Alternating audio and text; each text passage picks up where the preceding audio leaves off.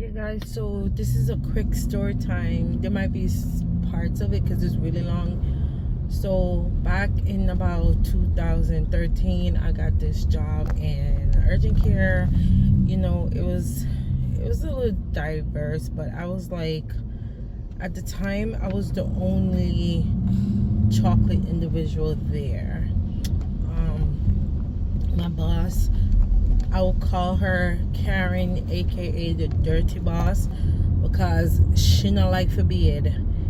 She will come in work and like, I was twirling her hair while she's sitting down.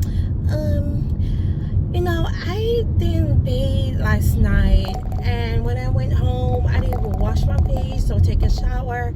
I just ate dinner and talked to my husband, and I was like, oh my gosh, you have a husband? Like, stop it, girl. Like, she's like, yeah, we're from the Midwest, so bathing is not like really a big deal for us. Just imagine her with like really curly hair, and she's curling it while she's twirling her hair while she's telling me this. And I'm like, really?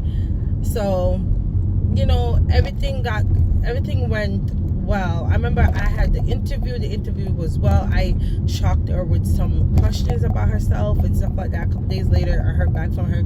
She invited me for the follow-up to procedure of getting hired, and I was extremely happy. I met a few of the doctors. They were a little cold shoulder towards me, but very welcome to the other assistants, and I felt a certain way.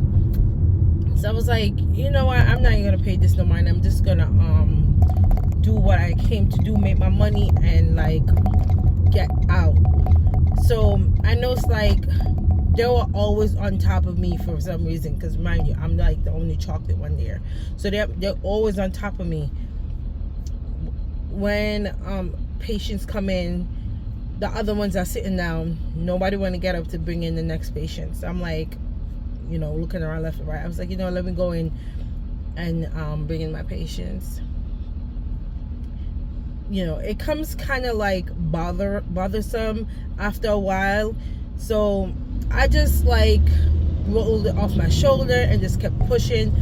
Then one of the doctors start noticing me. Like, he's like, you know what, this girl works hard. Like, so he started becoming more, comfortable working with me than the others. Like, he would count on me that I'm reliable.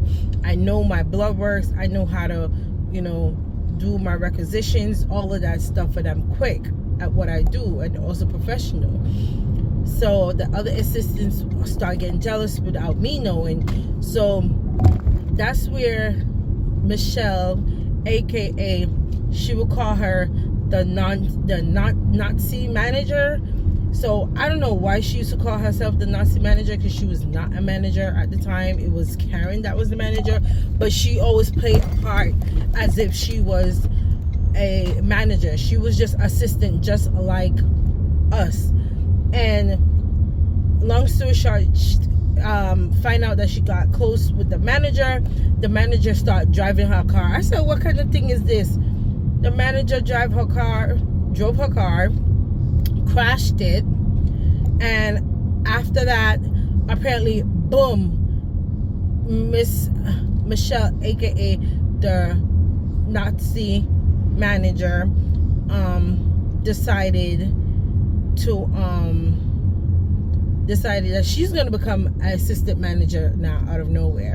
And it's only because Karen decided to give her the position, because she crashed her vehicle. And trust me, it was the biggest mistake. Michelle, she makes sure that everybody feel uncomfortable, including the assistants and the doctors. When she came in, everybody started pretending to do something, because she's gonna be on top of you. And she was very, very, very, very annoying. So I know it's with me, she will always like come to me, can you go and do bring in one of the patients and stuff like that. And I'm like, okay, no, not a problem. And I'm looking at other people that she could go to, but she decided not to go to them. Like, what's going on, And they're looking at me like, well, I don't know what's up with you, but go do. So I'm like, I just kept it quiet. I would start writing down and whatever. But after a while, I started speaking up. I was like, you know what? It's unfair that you guys are always coming to me for me to bring in the patients, but there are other people that are qualified for the same position, sitting down comfortable, not doing anything, but you feel more comfortable coming towards me. I don't know who told me to go open up my mouth, because ever since we opened up my mouth, Michelle, she after me. You understand? She come after me while. So, you know, every little thing I start doing, nitpicking, time from the time I clock in to the time I'm sitting down, doing this, doing that.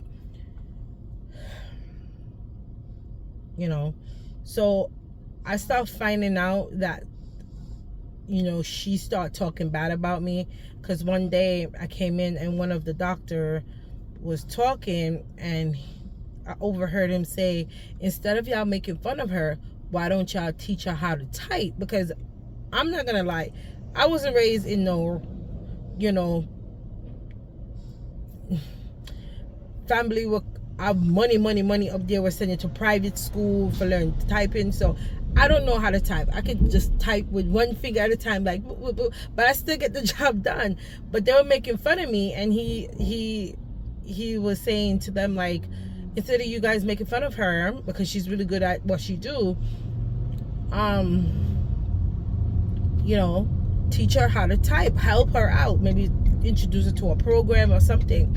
So, and it's we got into that doctor now. Let's call him Dr. W, right? Dr. W, he was the next one. He came off a bit mean to me.